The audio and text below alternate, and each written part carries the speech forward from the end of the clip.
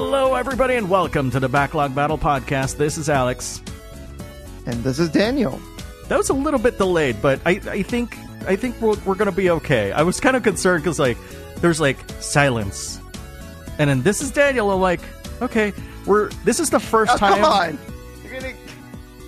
You're really going to, critique, a slight pause that no one else was going to notice. You're the one that decided to point it out, and now you put it in everyone else's heads. Look, as with most things here on the Backlog Battle Podcast, things are going to go out the way that they're supposed to, and there's going to be minimal editing because that's just how it goes on the show.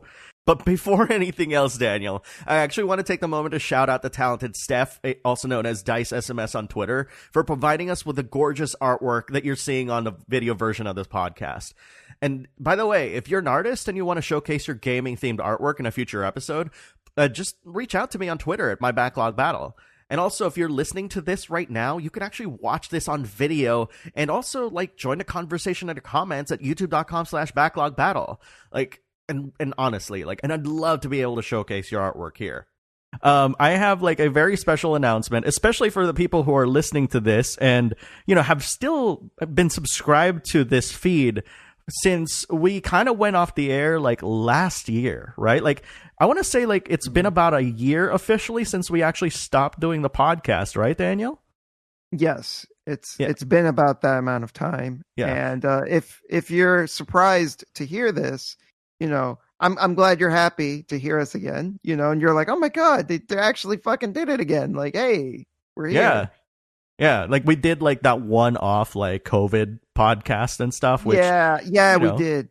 That was fun. That was fun. A lot of people really enjoyed that one, and I actually got DMs from people thanking me and you actually for doing that one-off episode. And for the longest time, over the past several months, a lot of people have been asking are you guys even gonna come back?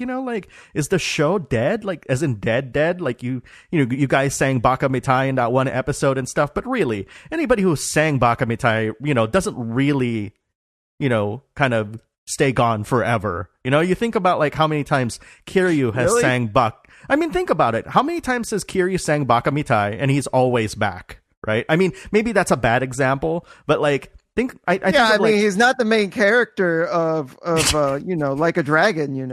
I mean, he's in the game, but he's not the protag anymore. Yeah, and that's kind of what people are kind of hinting at, and I want to say, to be clear, this is the first episode of a brand new season of Backlog Battle Podcast. So yes, we're back actually officially. So applause, yay! If I'm trying to applaud really loudly or really quietly, it's also because I have a pair of brand new noise canceling headphones. So I may be too loud, I may be too soft. I can't figure out. Yeah, I had headphones on as well. So I did a tiny little golf clap, and I'm like, nobody probably heard that, but whatever. Let's pretend that we clap. Maybe I'll do sound effects and add the clapping there, because I actually did that in the Backlog Battle Awards show. Not really clapping. I was considering doing clapping, but I just added this swoosh sound every time, the categories and stuff kind of zoomed in and stuff. So, kind of, gives that a little effect. You know what I mean? It's it's just texture. Yeah, exactly. A little bit of texture. But before we continue, though, Daniel, yes. It's great seeing you again. Obviously, it's been, and it's not as though we stopped talking over the past several months. I was about to say we definitely haven't stopped talking, and no. a big reason for that's going to come up later. But no, even outside of what we're going to talk about, we've been talking to each other, pretty regularly. Period. We haven't stopped being chatty with each other. Yeah, no kidding. And I feel there have been moments where I was thinking to myself, man, this would have been a great podcast episode. but I feel like that's a lot of our calls where we're just talking shit or talking shop or just talking about whatever, and it's man, if there was an audience, people would have really liked that. Yeah, totally. And so, like I said, this is the first episode of the new season of the Backlog Battle podcast. I've kind of decided that each of the different names of the shows that I've given over the past several years are the season names. So, for example, in the previous run of the show, we called it For the Love of Video Games. And I felt like that felt more to me as a great subtitle and a name of a season, as opposed to like the new name of the podcast, kind of like how I've been trying to market it, right? So for this season, I'm calling it what our slogan is for Backlog Battle, the new slogan, which is Discover, Play Together. And I'll probably elaborate on that, later on when we talk about that sort of thing. But I think the most important thing that I want to, talk to you about is that even though the Backlog Battle podcast is back, unfortunately, this is also the last time that you're going to be a regular on the show, right, Daniel? Yes. Yeah, that's right. So to be clear, that's not to say that we've closed the door on me entirely. It's definitely possible that I'll jump back in as a guest in the future, for an episode here or there. But yeah, as you say, I'm not going to be the co-host anymore. Mm-hmm. And the main reason for that, apart from you being busy and stuff, you're a part of 2 podcasts already ever since we started chatting. And, you have a lot of personal projects in 2021, right? Yes. So I finally, this is funny because someone commented about it and I thought that was really cool. But someone was like, oh my God, I remember you talking about making this hysteria video on the Backlog Battle podcast, and here it is. So that's still ongoing because that's like a multi-part like video series. Part 3 is in the works, part 4 is in the works, and then that will wrap that up. But yeah, I'm also working on a few other projects. I have some scripts that are in the works. I have a script for Silent Hill 4, the perversion of personal space. Love that. Yes. I have another script in the works for Lisa the First. It's going to be an analysis and full commentary of like most of that game. And I also have a video about the Scott Pilgrim graphic novels. And that one's called Finding Myself in Scott Pilgrim. And it's basically me talking about how I'm begrudgingly, like realizing that there are elements of Scott Pilgrim that I relate to and how I'm not really comfortable with that. And the video is basically me partly analyzing Scott Pilgrim, partly like a personal anecdote of like stuff that happened to me and why I related to Scott, and and talking about like how this resonated with me. So those are all like the big stuff that I'm working on. Yeah. As y'all can hear and see, I'm hoping that by the time this is released, we've actually figured out the YouTube situation, because Daniel, this is actually going to be posted on YouTube. Isn't that crazy? Like, yeah, I remember when we used to like have a weird relationship with YouTube as far as the podcast was concerned. Sometimes we put up full episodes and then we tried just doing clips, and then we just said fuck it, we didn't do it at all. So it was like, it was just like all over the place because it was hard to know like how we should utilize YouTube in relation to the podcast. And hopefully this time we have a better footing for that, or at least you do, Yeah, I mean, I've figured out a way, and I am hoping that once, everything is said and done, like I can just, easily export something into a video format, and then boom, shakalaka, it's on YouTube as video. But I'm not going to hype it up because obviously this is the first episode back. And I think really what you guys want to do is really listen to us talk about video games. And that's exactly what we're going to do. So for the next however many minutes, we're going to do exactly that and make the most out of Daniel being here for the last time. No, not really last time. How do you say that then? Oh, no, not the last time. Well, yeah, but I literally just said though, like, oh, you can invite me back on. I will be back on if you want me back on. Okay, well, yeah, of course, it's not I a want you back regular on. anymore. Okay, so last time being a regular. Yes, that's okay. That's more accurate. Good. I feel like Tony Sirico on The Sopranos right now. Because I've been watching that, and there's this funny story. Let me get this out real quick, because I just need to get this out. Where he plays a character named Paulie Walnuts, and on the show, a different character was talking about Paulie. This isn't even his own line. This is another character talking about his character, and the guy went like, "Oh, I never liked Paulie. He was a bully." And the actor Tony was so mortified. He was like, "No, Paulie is not a bully. You changed that line." Then they were like, "Okay, what if he calls him a psycho instead?" And he's like, "Okay, that's fine." What? So he was not okay with his character being called a bully, but he was totally okay with him being called a psycho.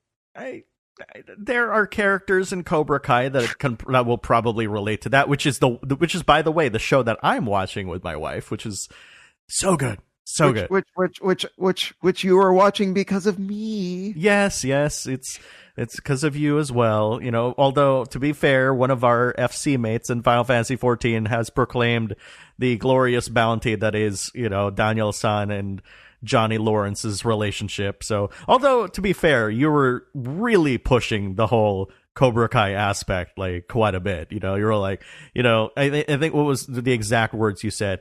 It has no right to be as good as it is. Am I quoting you correctly? Okay. That is correct. That's pretty much what I said. And Jenna, especially your wife, she picked up on that, and she said that was what she needed to hear. Yes, ready to give the show a shot, because exactly. Because conceptually, you think about it, and you're like, "There's no way this show's going to be good." It's a freaking random sequel to the Karate Kid in present time. Like, how is that going to be good? And it is. Yeah, man. Somehow they fucking did it. We're like 7 episodes into season 3, and then we hit the brakes because we're like, if we watch the last 3 episodes, we're not going to have Cobra Kai for the next several months. And we're like, shit. I love that. You're like, you're so into it because it's so good. You don't want to finish it because you want to leave yourself with more. Yeah. The funny thing too is that it's actually made us think of going, I think we also talked about this on Discord. Like, it's made us actually go back and watch the previous 2 movies at this point, and it's also made me, and this is where the video games are going to come in. It's actually made me think about my experience with the Karate Kid 1 and 2 on the NES. Oh yeah. There was an old NES Karate Kid, wasn't there? Made by Atlas. It was made by Atlas? Yes. You're kidding. I did not know that. No, so the Karate Kid was published under the LJN line of games, which is actually... Oh, yeah. Laughing, joking, numbnuts. Well, I want to say, wasn't LJN also like a branch of like Konami at the time? Am I remembering this? No, that was Ultra Games. So LJN yeah. Ultra Games, you're right. Yeah, something completely different. So, but also like LJN and Atlas kind of worked together already before with like Friday the 13th, the game. They also made that game, by the way. And so I just remembered recently, that they made the Karate Kid game. And for the longest time, like ever since started watching like Cobra Kai, I've been tempted to make a video on like the Karate Kid 1 and 2 and kind of, almost jokingly kind of describe it as like a long lost Atlas classic, like with the thumbnails and everything, like showing like Shin Megami Tensei, like all these other things, and then just lead into Karate Kid. But I'm like thinking to myself, how the hell do I do that, with a thumbnail? Because I always want to represent the games using the thumbnail. Am I just going to put a silhouette of like a random SMT character, just like a black thing, and then just say like, like an Atlas hidden gem or something, and then and then lead into like, hey, surprise, we're actually going to talk about Karate Kid 1 and 2 for the NES. Talk about Karate Kid on the NES instead. Yeah. Yeah. You got punked. Yeah, you got punked, and then you should do that for an April Fool's video, like April 1st. But like, Karate Kid is so fresh right now, though. Like, especially with the Cobra Kai season out, that's why I like, and also like I'm really passionate about it, right? And I do have really fond memories of that game. I did finish it, and a lot of people keep telling me like, oh, it's an impossible game to finish, and I'm like thinking to myself, no, I just borrowed a copy from a friend and I finished it. Like, I mean, it took me a long time. It took me like a little bit over a month, I think, if I remember, but I did finish it. I think people say that just because of the Angry Video Game Nerd episode on it. So they just assume that the game is impossible when, part of the shtick of the Angry Video Game Nerd is to play up what's wrong with the game. Like, James Rolfe has come out and said like, for a good, not all of them obviously, but like for some of the games, he says that he over exaggerates how bad they are because that's part of the joke, right? Like the joke is that this guy is getting way too mad and obsessed with these old video games when he really shouldn't. Yeah. I mean, that's, the angry video game nerd role, right? The character, Yeah. And sometimes people forget that those are characters. I think especially with AVGN, though, it's pretty obvious that this is a character, right? Like, yeah, he's not like when you see how James Rolfe is on his own, just being himself, like, it's so blinding. Like, yeah, of course this is a character. Like James is such like a chill, like cool dude, and like the AVGN is just like a psychopath. Like, yeah, a sociopath, maybe. maybe. So okay, yeah. So now that we've regaled you with tales of Karate Kid and Sopranos, which Sopranos did have a video game, right? Yes. Yes, it did. Did you look it up? I've seen some videos about it. I've never like played it. I have no real interest in playing it, but it exists. Oh my goodness! It doesn't look very good. It actually looks really bad. I mean, I would imagine it's it's a cash-in kind of game. I would imagine. Like think of it this way: like, games based on movies were usually pretty bad. This is a game based on a TV show, which has a significantly less budget by comparison. So, yeah, it's probably like, at least based on what I've seen, it looks fucking terrible. Yeah. I thought so. I just needed to confirm it and hear it from your, first-hand account to see if it was real. More like secondhand. Sure. Because I've only seen videos of it. Yeah. Okay.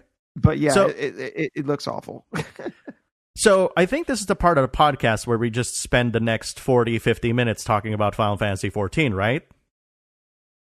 I suppose so. You just laid it out so cleanly like that. I mean, okay, to be fair, a few months ago, when I was talking to Daniel about the idea of bringing back the podcast, he jokingly said that, well, that's going to be easy to talk about because, like, the only thing that we're going to be talking about is my experience with Final Fantasy 14, correct? And I'm like, at the time, I wasn't even, like, sold on the idea, but I'm like, sure, I guess we can do that if you want to. So that's why I let in with that, because, you're knee deep into that game at this point. Well, I say that, but, like, I guess 300, 400 hours later, yes. but you're not even, like, caught up to the story. No, I'm not. I'm, like, just about to begin Stormblood. Like, I'm just there. So just so people who don't know, who haven't played the game, the way that it works is when you first start the game, you have a Realm Reborn. And then after you see credits, a Realm Reborn is technically not finished. You still have quests afterwards that kind of act as, okay, they're tying up a few loose ends here and there that were not resolved. And then they're also slowly leading into what's going to happen next. So think of it as kind of like an epilogue of A Realm Reborn and a prologue to the next expansion, which is Heaven's Ward. So I've done A Realm Reborn. I've done those the post. They're typically called post patch quests. I've done all that. I finished Heaven's Ward, and now I am in the post patch quests of Heaven's Ward leading into Stormblood. And the game has already like teased, like I just saw this Oriental character, like this samurai dude that came to Eorzea, and the game's already like you're gonna be seeing more of this soon. So that's basically where I'm at. Okay, that's really cool. I don't really know where to go from here because honestly, I can talk about Final Fantasy XIV all day. It's just that I'm reluctant to kind of lead the charge, if you will, because I don't want us to go into any sort of spoiler territory that might clue you in on what's going to happen in the next two expansions and the post patch, the patch in between. So yeah. So, I guess I'll say that you were the one that really pushed me to play this game. Mm-hmm. And another friend of mine named Codex, Ryan Seals, it was you and them, and it was like, okay, both of my friends are like really adamant about this. The free that was also around the time when the free trial got bumped up, like really got beefed up, because for the longest time the free trial was, I think, up to level 30 or 35 or something like that. 35, yeah. And then, when I finally started playing, it got beefed up to, okay, it's now all of A Realm Reborn and Heaven's Ward, and you can level up to level 60. And that's when I was like, oh, okay, that's pretty damn good. I can't really argue with that. Mm-hmm. And I was like, all right, okay. That's enough for me to give the game another shot, because I did try giving it a shot before, and I don't remember. It wasn't a particularly positive or negative experience that first time we were playing it together. I just remember going like, okay, whatever. I remember you had me doing like a lot of kind of like these fetch questy type of things. You were telling me to go around town and to like give this guy a potion or pick up some stuff, and it was these, and I remember thinking like, I just want to see what the combat is like. And then when I finally did, like, since the combat in the beginning is there's not much to it, I remember just going like, oh, there's really combat's just kind of So I remember that first experience with the game left me kind of like, whatever. No, I mean, it is kind of sad because, like, during that time when I did ask you to try it out, admittedly, like, you can't really see what the game offers until you hit the later, like, even at least at level 50, I feel like, when you get there, it doesn't really kind of show what the game is capable of from a storytelling perspective, because a lot of those quests after Realm Reborn were, like you said earlier, things to clean up what happened in A Realm Reborn, like things to address like loose ends and stuff like that. But then, to be fair, you also said that there is a prologue to the next expansion within those patches. And so yes. I think what, and correct me if I'm wrong here, like even when we hit level 50 with the newly expanded free trial, you were still kind of like, iffy about it at the time, right? Because you were literally like, oh, maybe I'll just play until like I hit max level and like Heaven's Word, and then maybe I'll buy the game. Like, do you remember that conversation? Yeah, I remember being pretty like on and off about like, oh, maybe I'll buy the game, maybe I won't, because to be pretty blunt, the story of A Realm Reborn itself was standard. That's like the best way I could put it. It was just a very straightforward, no nonsense, just you're the hero, they're the bad guy. That's it kind of story. I will say one thing I really did like about the story of A Realm Reborn, especially in retrospect, is that you create your own legacy. You start off as a just a nobody. You're literally no one. But by the end of A Realm Reborn, you're looked at as a hero, and it feels earned because you're fighting the primals, and you're doing all this stuff, and it's all gameplay. None of it is just like, oh, a cutscene happened, and your character did something cool, and nothing like that. Like, actually, your character doesn't do anything cool in cutscenes. All the cool stuff that the characters talk about is stuff that you yourself do in the gameplay. All those primals that you slay, that was you. You destroyed them in the boss fight.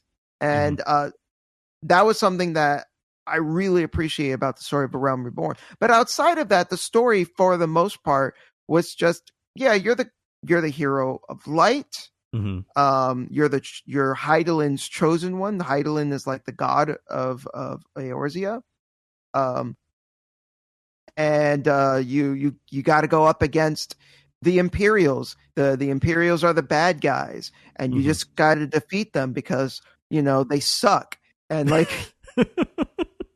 right? Like, I mean, you're not wrong, right? Like, so to kind of even give a little bit more context as to what you're saying, in a way, the first 50 levels of A Realm Reborn are kind of coddling you and really kind of making you realize, like, what is the world around you, right? Like, so, for example, when you start the game, depending on the class that you picked, you'll either start in Gridania, Limsa Lominsa, or Ul'dah, 3 different towns.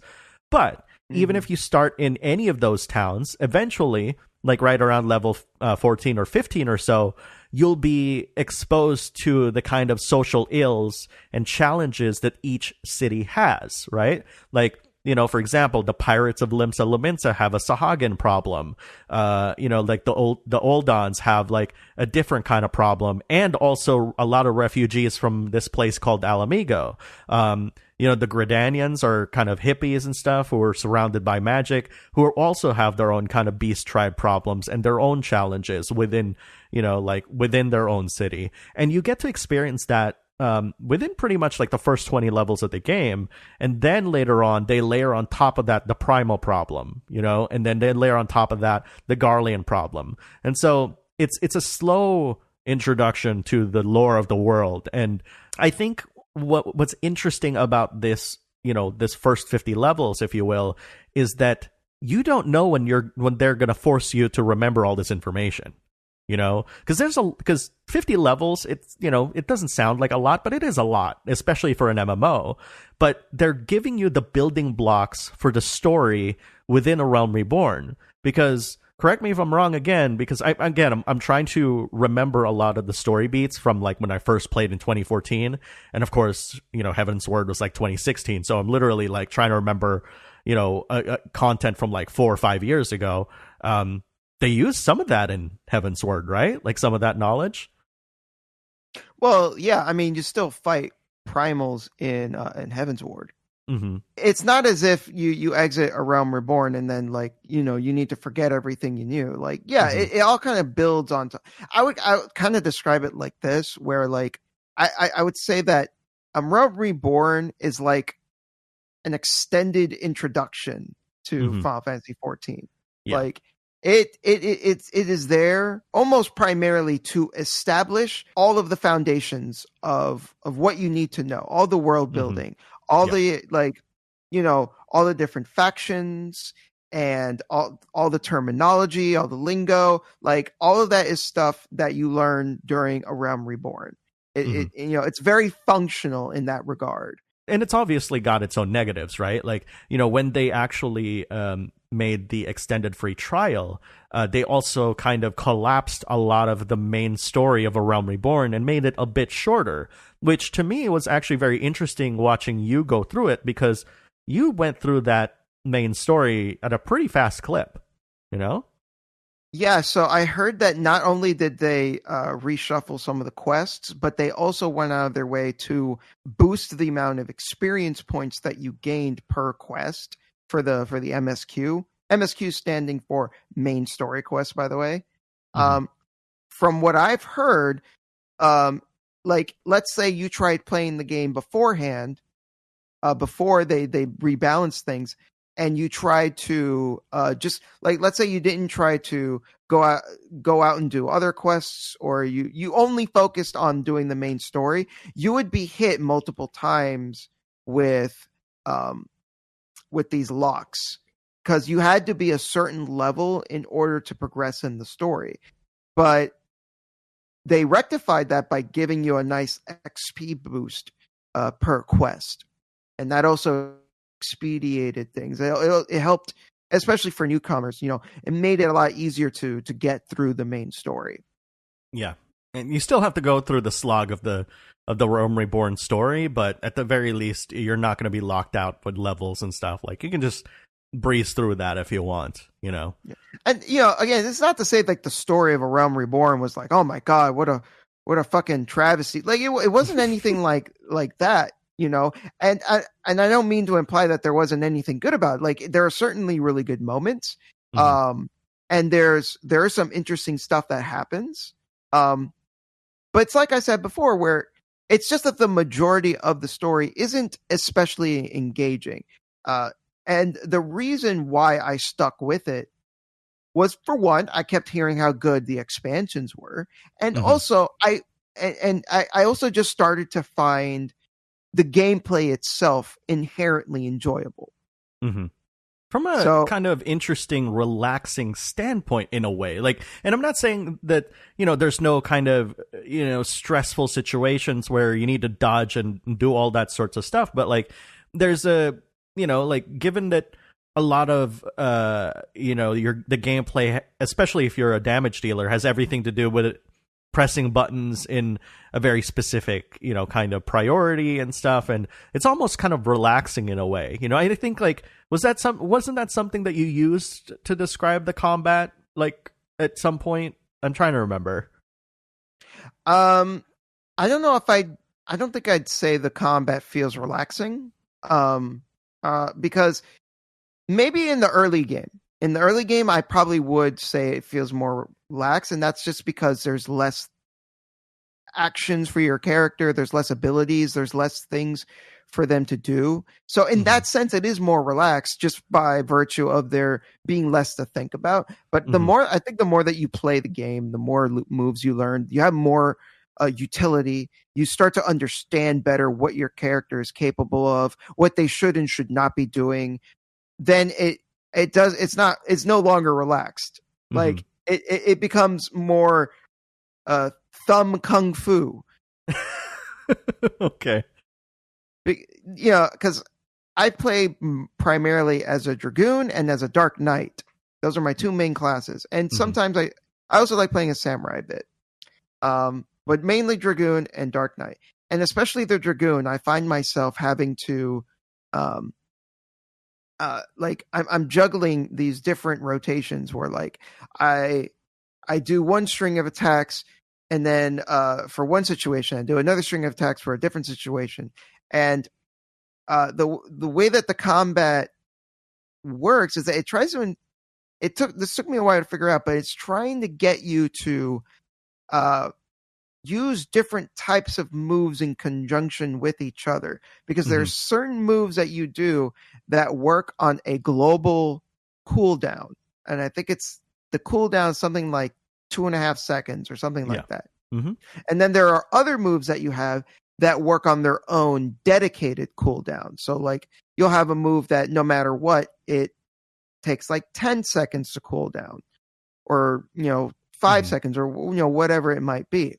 So what the game is actually incentivizing you to do is to go back and forth between these two different types of abilities that use these two different types of cooldowns. And once you figure that out, then it becomes a matter of, like, oh, okay, so I'm going to do this attack and this attack, switch over to this type of attack, go back to the other type of attack, or sometimes not even an attack, it's a buff where you you debuff the enemy, you buff yourself, you buff your allies, different things like that.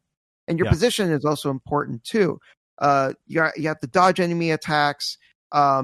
What direction you're facing the enemy also matters. Certain attacks do more damage if you're behind the enemy, to their side.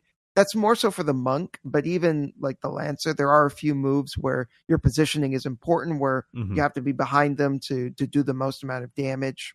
Yeah. So when you combine all of this crap, and this, keep in mind, my Dragoon is level 67. I'm not even level 80 yet, which is when you have all your moves. You have a pretty complicated combat system. Mhm. And that's just keeping your own rotations in mind.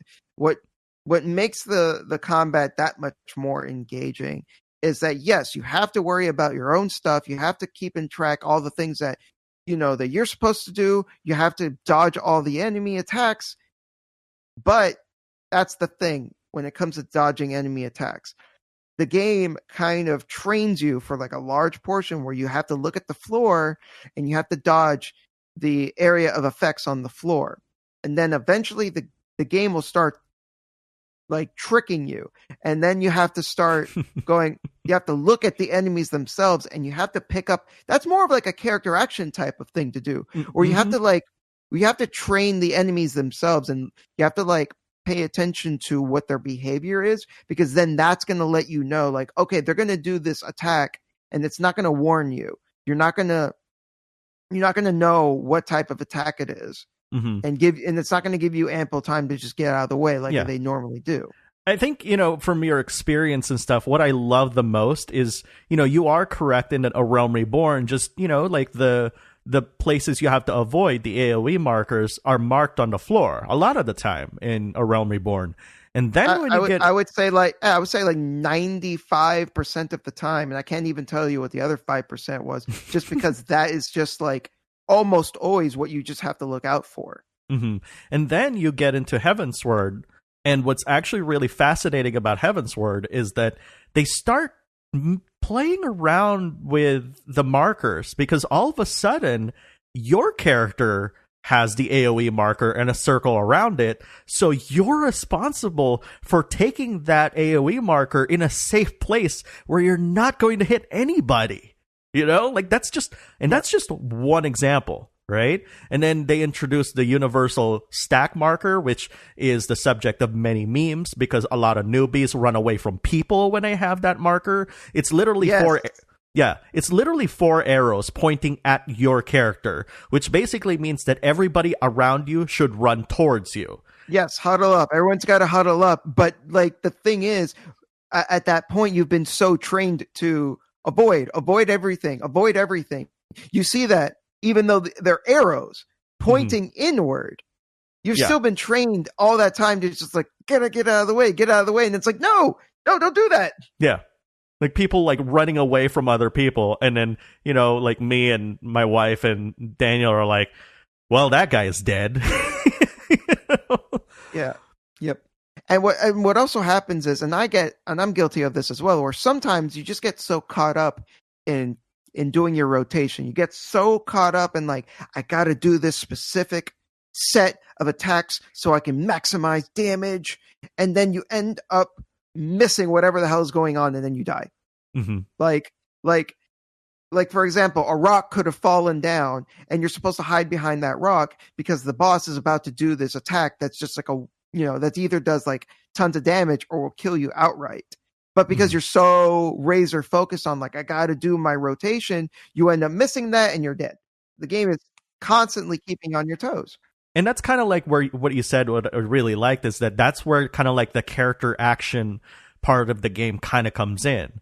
And why I feel as though anybody who has played other MMOs criticizing the 2.5 second global cooldown marker for Final Fantasy is kind of missing the point of, is that the global cooldown isn't there for to slow down the pace of the game.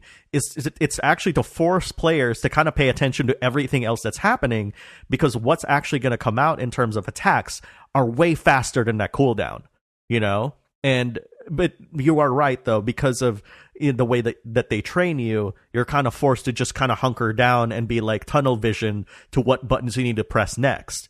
And then when Heavensward tries hitting you all of these attacks, you're like, oh shit, I missed that marker. What am I supposed to do? That sort of thing. So I've never played World of Warcraft personally, but apparently that complaint comes from old WoW players that are used to much faster cooldowns.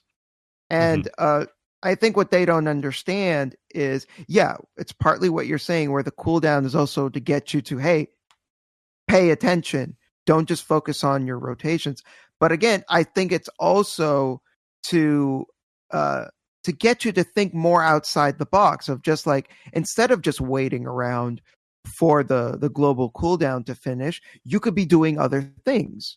You could be doing other types of attacks. You could be buffing, debuffing. You could do other things in between so that you could keep active while the cooldown is happening, rather than just sit and wait for it. Yeah, exactly. And which actually kind of, I mean, we kind of touched a little bit upon like Heavensward in terms of its gameplay and how it's changed, but like I'm kind of more so you're at a point in the game where you're at the Stormblood prologue of part of the patches. Yeah. And I think it's safe to say that Heavensward has been mostly wrapped up. Not completely. There is like, I'm not going to spoil anything, but there is something that's happening right now that is still a vestige of Heavensward. But most of the loose ends, have been tied up, and now it's opening the doors to Stormblood. Yeah, and the reason why I want to kind of talk about Heavensward is because of one statement that I've told you time and time again, that apparently your friend Ryan has also said time and time again, which is, once you play Heavensward, you will buy Final Fantasy XIV. Yeah, guess what happened? And yeah, it's true. When I hit Heavensward, and also I was about to hit level 60, and then that's when I was like, at that moment I was like, all right.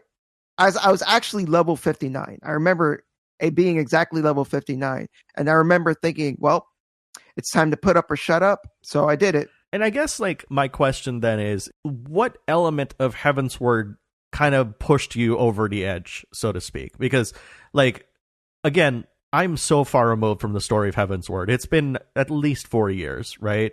And so I'm kind of curious, because the experience is so fresh in your mind.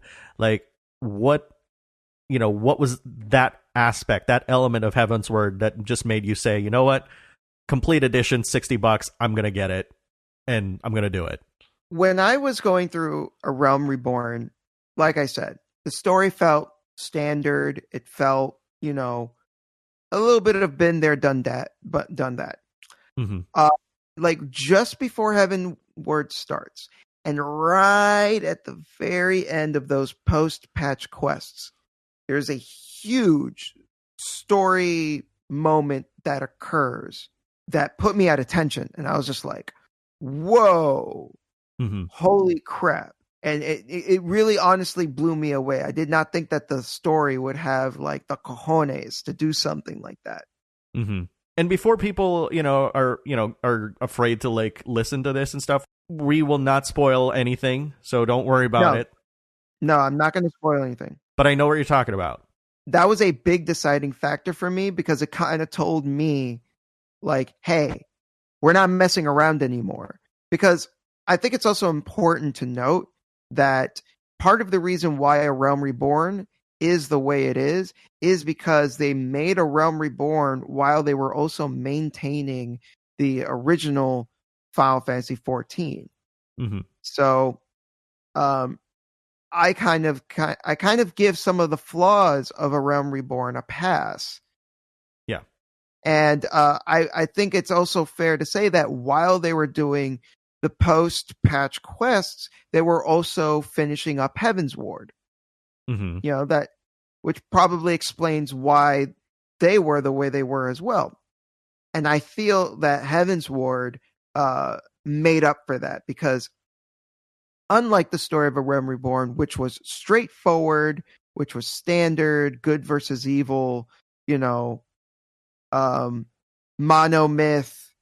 type of stuff, tale of the hero. Heavensward takes a very different turn.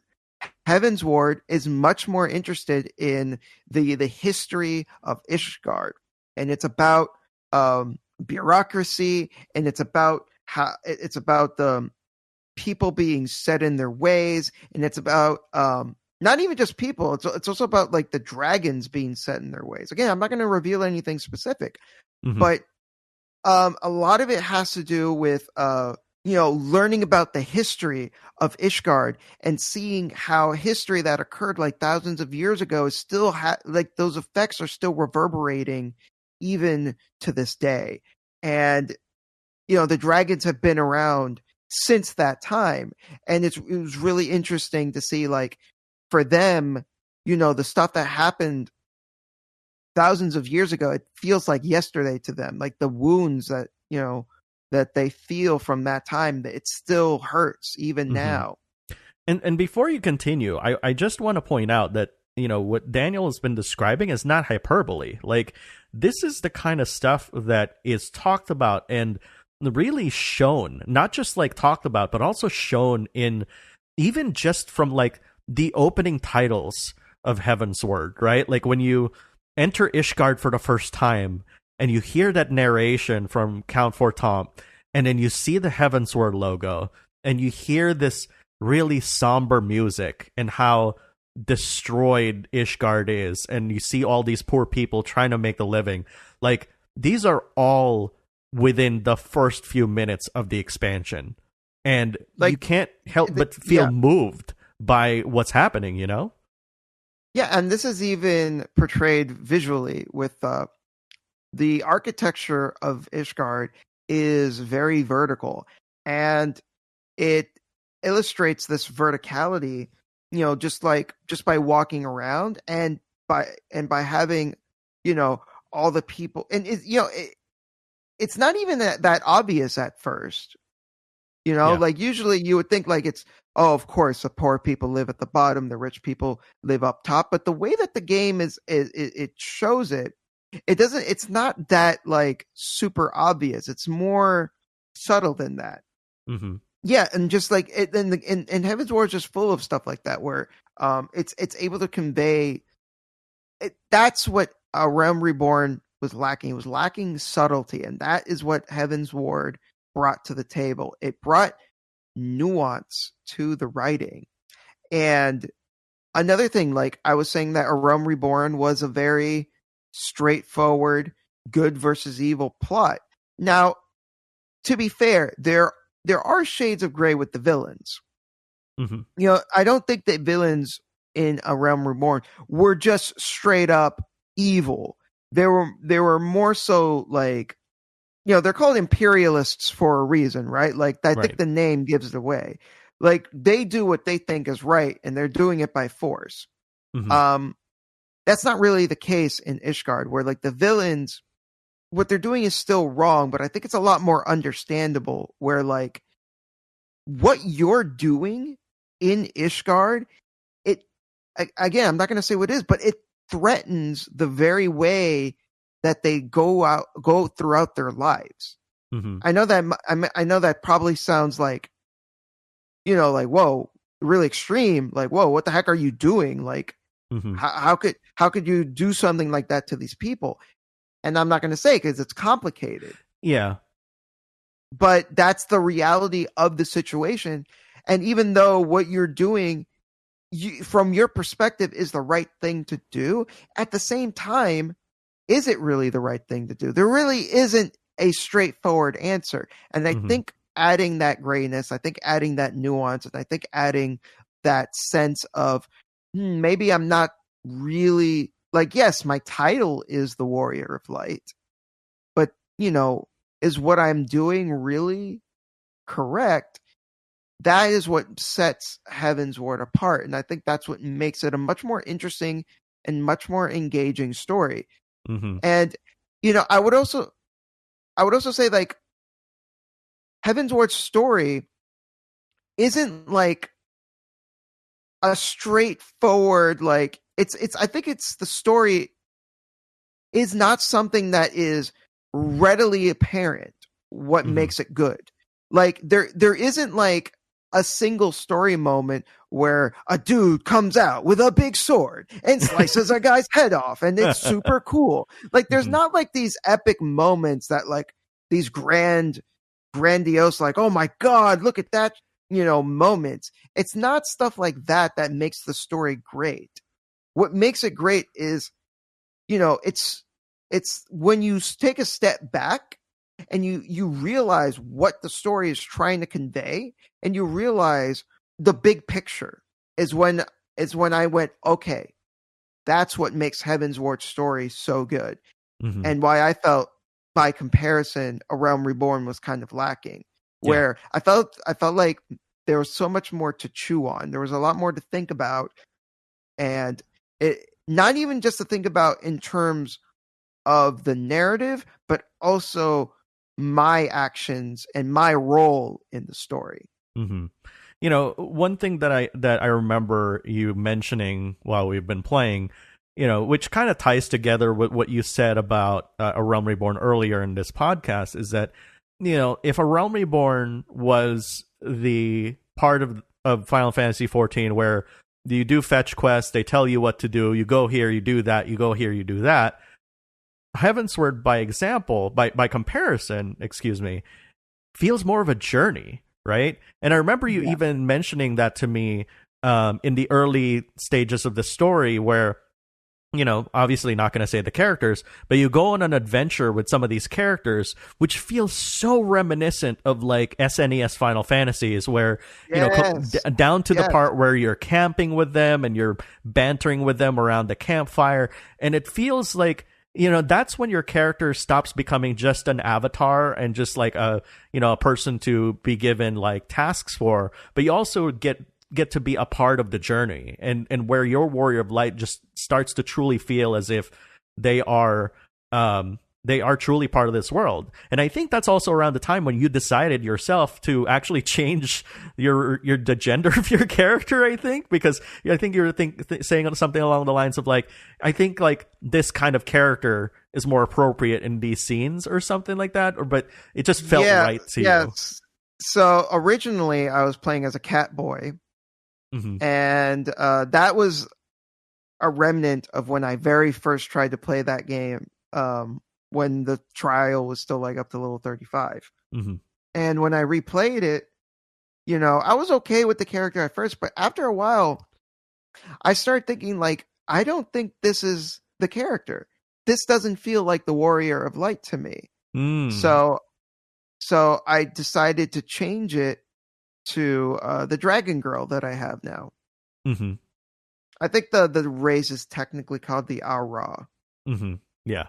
And, whether they're actually dragon people, it's still, up in the air, I guess. They have dragon scales, but that doesn't mean anything. Dragon scales, and they have horns, and they have tails. But it's like, and I do kind of remember that conversation we had when you said, like, it felt like a journey. Like, Heavensward feels like a journey, and that kind of stuck to me because, when you think about Final Fantasy, like, there's so many ways to define a game series, right? And this is a topic that I love talking about because a game series is different depending on what you like as an individual. And I never really, apart from the Chocobos and the Moogles and stuff like that, I had never really considered up until Final Fantasy 15 that, Final Fantasy is about the journey of its main characters, like the hero's journey, if you will, and your compatriots and the camaraderie between the characters, like Final Fantasy 15 tried to embody that. But then you go to Heavensward and you're with these groups of people who, mind you, they're NPCs, right? Like, they're not your character. You don't control them. Like, they have their own parts to play in the story, and they feel as though it's one of those games. It feels like a single player Final Fantasy because of how well those scenes have played out. And again, to reiterate what Daniel said, these aren't set pieces. Like, there's not even a single set piece that I remember in Final Fantasy 14 and Heavensward that was like, like, I don't know, like AAA Uncharted or whatever, the Gears of War-esque quality like cutscenes. Like, even the cutscene towards the end of Heavensward wasn't like bombastic like that, even though it had a lot of really cool parts to it. You know what I'm saying? Yeah, like the bombastic parts are the boss fights, and that's stuff that you do. And again, Mhm. that's something that was a carryover from A Realm Reborn that I still really appreciate, where all the cool stuff that your character does is stuff that you are doing. You're the one going in there, fighting the bosses and winning. You're Mhm. the one kicking their asses, and that is what gets acknowledged. The Yeah. fact that you went in there and because you understood your character enough, you understood the boss well enough to defeat them, Mhm. not because your character did something in a cutscene. Yeah. And also, I want to also kind of point out because this is an online game, you do take on these bosses with other people. Yes. However, the game contextualizes it in such a way that we're just, like, let's say, Daniel is playing right now and I'm with him. He's the hero in his story. I'm just playing a bit part. I just happen to be there. I'm a quote unquote adventurer. I'm not even called a warrior of light in his game. There's only one warrior of light, and that's him. Right. Right. Yeah. You are the main character of your own story, and the friends that play with you are just that. They're your friends that Hmm. are with you, and Yeah. that's it. Hmm. And I think that's a really interesting way to go about it. It is a little weird in certain in some ways, but I think overall it works. Hmm. It is kind of strange if you kind of, like deconstruct it, like, especially when we go into like 24-man raids where you're walking in front of like 23 other people who probably are their own heroes in their own stories. Right. Yeah. Yeah. Yeah. Especially when you do the A Realm Reborn roulette like main scenario quest where it's just like you're doing Castrum Meridiarum, and Yeah. it's just like it's just like like freaking 10, 15 people are just like hanging out, and they're all warriors of light technically, but you're the only but no, you're the real warrior of light. Those are just schmucks. They're just hanging out. Yeah. Those are just adventurers. Like, who cares? They're just adventurers that happen to be just as strong as you are, but don't worry Hmm. about it. But don't worry about it. And now what's kind of really awesome about this is now you get it. Now you get why, the Final Fantasy 14 is the only MMO that I've ever stayed subscribed to since 2014. Like, it's, like, there's so much depth in storytelling that, unless you say otherwise or you think otherwise, like, I think it's like some of the best Final Fantasy storytelling in like recent memory, wouldn't you say? In recent memory, absolutely. I mean, not that it has much competition with FF13, and I never 15. played through. I never played through 15, but I did not hear good things about the story. Yeah. Yeah. It's I don't want to spend time to try to argue what or what not of like 15, because I did enjoy my time with 15. It's not perfect, but like it's still a fun experience. But Sure. in terms of being able to evoke those feelings of playing a Super Nintendo, like an old school 16-bit RPG, right? Like Heavensward like hits all those beats like really well, and having like a villain that is not not just like just a crazy villain for villain's sake, but somebody you can also empathize with, right? And again, like, it's so difficult to talk about specifics for for a story that's like several hours in, but I think, Daniel, you actually articulated your points really well when it comes to Heavensward storyline and why you like it, and I couldn't have put it any better than how you describe it, because it truly is a very engaging game, both in all Mhm. aspects, right? Like visually, and like, The music.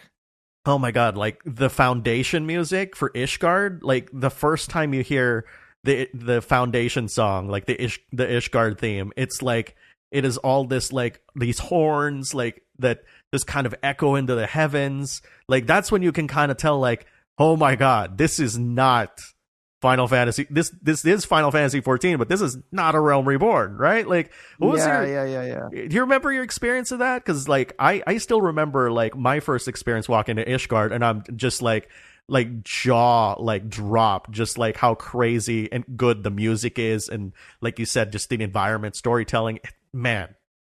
Yeah, especially going from a Realm Reborn where the world looks fairly beautiful. You know, you look at Gridania, you look at Limsa Lominsa, you know, even Ul'dah, even though Ul'dah is portrayed as being a bit seedier, a little bit grungier, it still has like its own kind of like desert beauty to it, while Ishgard is just dingy and dirty and rough. It's got an edge to it until you ascend to the top, and then you see like, you know, where the royals live, and you know, it's like, oh, okay, that's how it is. Yeah. And like you said, a lot of verticality and stuff. It's, you know, I can talk all day about Final Fantasy 14, but like, you know, we need to get Daniel to Stormblood first, and I can't even imagine how you're going to react to Shadowbringers, because everybody says Shadowbringers is even way better than Heavensward. So that's what I keep hearing. I keep hearing that Shadowbringers is the best expansion, so I have high hopes. Yeah, and it, you know, in hindsight, it really is. Like, you know, one of the things that people use to mention to describe like Heavensward was that it's a, you know, it's like a 16-bit SNES RPG.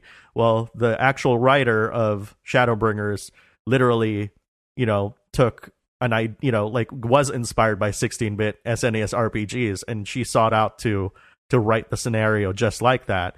And, you know, just props to the Final Fantasy 14 team. They pulled it off. Like, even the game feels like a 16-bit romp through Final Fantasy 14. It's crazy to think that multiple storylines like these with their own depth of storytelling can exist in the same game, right?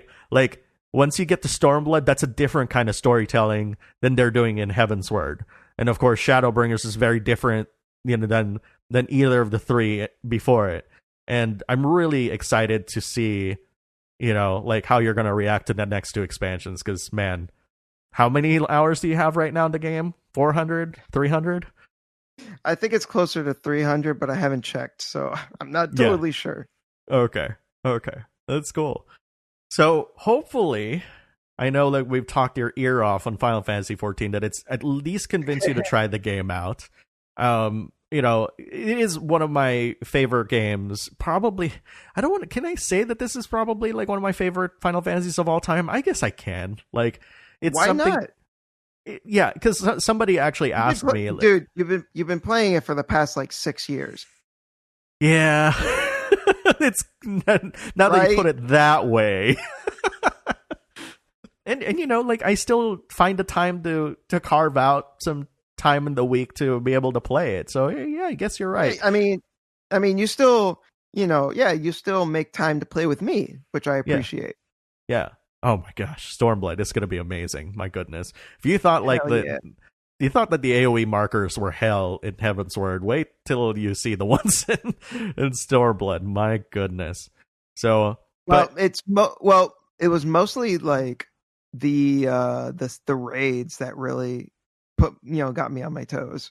Yeah. Oh man. But the Ivalice raids though in Stormblood, which, you know, in case people don't know, like, Yasumi Matsuno. Oh, yeah. I'm looking forward to that. I'm looking forward to it. Wrote an original storyline set in Ivalice, which is in Eorzea, and essentially brought back some characters from Final Fantasy 12 and, you know, like tactics and stuff like that, and infused them into, you know, a raid series in Stormblood. And let's not forget, like, one of my selling points to you about Final Fantasy 14, which is the Nier Automata raids, you know, in Shadowbringers. Yes. Which, my God, like, it's so crazy. So I'm not going to spoil anything, but obviously there's that heavy sigh. But you know how in earlier conversations that you and I had about Shadowbringers, and you weren't playing the game actively at the time, we were both questioning how Yoko Taro would infuse his Yoko Taro-ness of like narrative into the story of Nier Automata in Final Fantasy XIV. Well, while there wasn't a new Nier raid that came out in this new patch that just came out, they did add an extension to the storyline for the Nier raids, and that literally like answered that question. I was like, okay, so now I get it. Now I get how this is connected to the themes of the Nier series in general, because that one quest that you had to do in the game, like, just kind of really clarified like how this is connected to the themes of the Nier series, and I was actually a bit thankful that they finally, after, oh my gosh, at this point, after 9 months since, no, it's got to be more than that. After 12 months of the Nier raids existing, like there's finally like that connection. And of course the raids are super fun. They're slightly easier than the Ivalice raids for some freaking reason. Like, you know, the Yasumi Matsuno Ivalice raids are way harder. So you're actually gonna really? Oh yeah, because even like Yoshi P basically said like, oh yeah, the Nier Automata raids, we're gonna tune that a little bit less, you know, little bit like a little less harder than the Ivalice raids. And I was like, okay. I mean, granted, you'll still die if you don't know what to do, but like, you know, like, it's, to me, like, it's just really funny like how the Ivalice raids are still really hard. Like, I think I want to say we ran one of the last raids in the Ivalice raids about like 2 or 3 weeks ago, and the entire 24 alliance like wiped maybe 2 or 3 times. Like, we actually stayed there for a whole hour than the usual half an hour that it takes to run those. I was like, wow, there's a lot of newbies running these raids. But it's fun though. It's nuts. It's not 4 hours fun like in World of Warcraft. It's literally like, you know, the max you'll spend in a raid is like 2 hours, if that. You know, most I think I've spent in a 24-man raid is that much, like a whole hour, but we beat it, so it's all good. So it's a good, cool. It's cool. A good. I'm looking forward to doing it myself. Oh yeah, dude, I am just as excited. But anyways. So that I think that about does it for this episode of the Backlog Battle podcast. And Daniel, you know, this is probably just as bittersweet than, you know, like when we both sang Baka Mitai and tried to somehow not coordinate and kind of recognize the fact that there is delay on Discord when we're recording things. And so yeah, so it was going to be off no matter what we did. So yeah, just leaned into it. Right. And you know, like, I do want to thank you for like the many years that you've joined us on this adventure, and naturally, like, you know, you'll be back. I'm pretty damn sure there'll be another opportunity for us to talk Final Fantasy XIV, which I can only imagine it might just be Stormblood when you beat that one, you know. But maybe sooner than that. You know, I don't want to set any sort of expectations. But you know, I mean, if you decide to have my friend Ryan Seals Codex, I'm sure you'll want to talk about Final Fantasy XIV with them as well. And you can invite me again if you want. Yeah. We can all talk FF14 together. Yeah, of course. I mean, you know, like I said, like, you know, the whole thing about, you know, this new season of the show is, you know, bringing, you know, so many different personalities from different fields, you know, even might even be community members, you know, to join us and talk about, you know, their passion for games. Because I feel like, you know, one thing that I would like this season to differentiate itself with from the previous seasons is that we want to kind of get to know other people from all walks of life and how they, you know, how they use video games as a way to enrich their own lives. And Daniel, you've shared so much of yourself on the show for the past, you know, 2 to 3 years that I can't even imagine, you know, like, you know, thinking of anybody who would replace you, which is probably why, like, we're just going to go for guests in the immediate future. I set the bar too high. It was too good. So now you're just like forget it. It's just going to be a bunch of guests then. Yeah, it's just a bunch of people, but really good guests. And over, so that basically means that starting today, the Backlog Battle podcast returns every week, the same time, same channel, same feeds and whatnot. I will say this before I hand the reins to you, because I do feel like you deserve the podium, if you will, that I am in the process of essentially porting all of the episodes of the podcast, all 300 episodes, including the ones that are not called Backlog Battle Podcast, into the new feed, because I'm actually going to host it all in one place now, which is really great. But that which essentially means that instead of just seeing only 15 episodes, you're going to see the entire history of the Backlog Battle podcast from 2009 to today. Oof. Yeah, that's more than 10 years of podcasting with all our hosts, all the different hosts, all the different guests. You'll be able to listen to them in one spot. And unfortunately, I have to do that by hand. Every single one. But anyways, that's rough. But anyways, Daniel, I give the floor to you. Say whatever you want, and then just tell me when to chime in. Well, I just want to say that it's been a pleasure doing the podcast with you, and I feel that we did a lot of great work. Tons of hours, you and I together, just talking, expressing our feelings, agreeing, disagreeing, just all of it just came from the heart. And that's what I think made our podcast good. And that's why it resonated with people. And I have full faith that even without me, in every episode, you're still going to do a great job. And I look forward to not just, not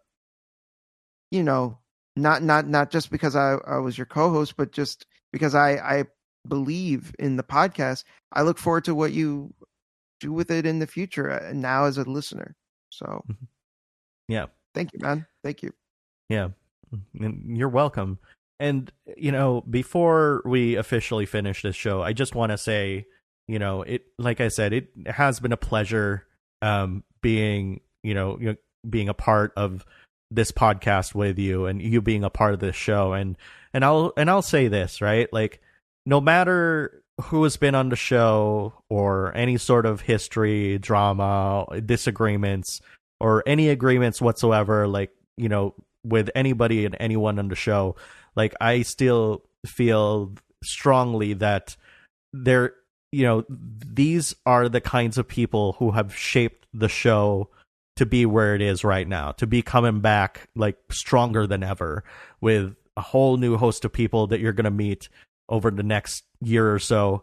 And, and Daniel, I think, being the person who starts off this new season and stuff, like, I can't think of any better of a person to be with, to start this journey off with, than you. So thank you very much for being a part of it. I can't wait until you beat Stormblood so we can talk the shit out of it on the show. Yeah. And yeah, we'll definitely see you later. And in case people need to know, you can find Daniel on twitter.com/Shintai Reviews and on YouTube at youtube.com/Shintai Reviews. And all the projects that he's going to be on, it's all going to be there over the next year, 2, 3. It all depends. Yeah, it depends. Yeah, definitely. So until next week, guys, we'll see you guys later. And have a good one. Happy gaming. See ya. Take care.